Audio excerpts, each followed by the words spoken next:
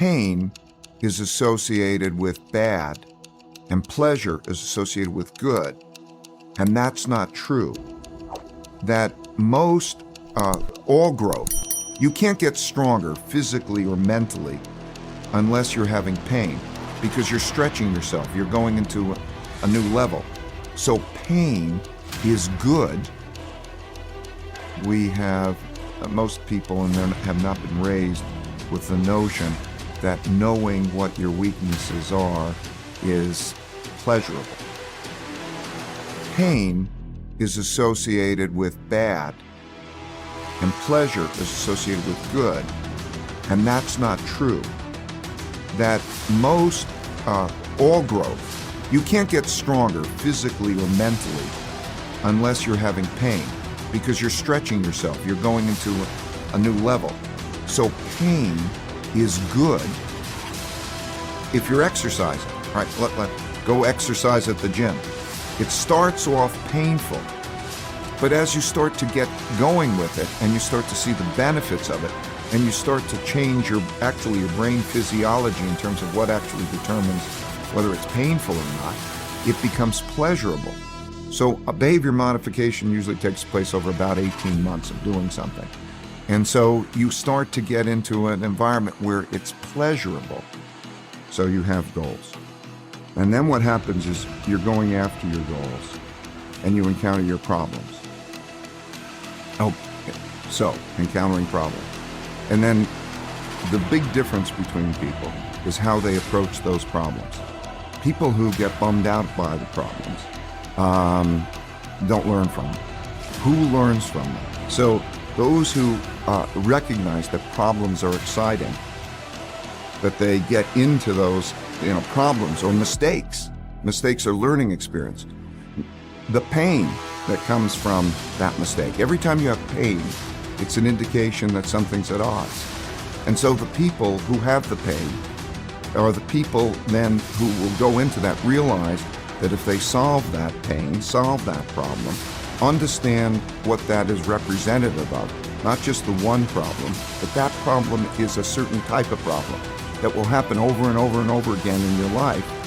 And if you can solve, how do I deal with that kind of problem? And so diagnose. The third thing that everybody needs to do is, if they have problems on the way to their goals, that they diagnose those problems and they get to the root cause, the real root cause. The real root cause is typically what people are like. Can you go to what you're like? Can you go to your mistakes? Can you go to your weaknesses? Right? Can you go to other people's mistakes and weaknesses? Some people, because of an ego barrier, can't do that.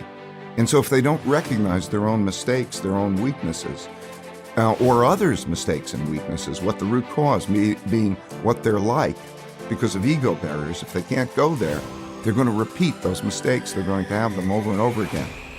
So it's the process essentially of saying, at that stage, what am I like? Everybody has strengths and everybody has weaknesses. The weaknesses are the other side of the strengths. So let's say if you're a right-brained, creative person, you may not be reliable, because just the way you think necessitates you to think a certain way. That means you can't think in another way. That means you're going to keep bumping into that thing that's standing in your way. But unless you can embrace, I'm not reliable, right, and deal with it, you won't get around it. It's still going to continue to be a barrier, right?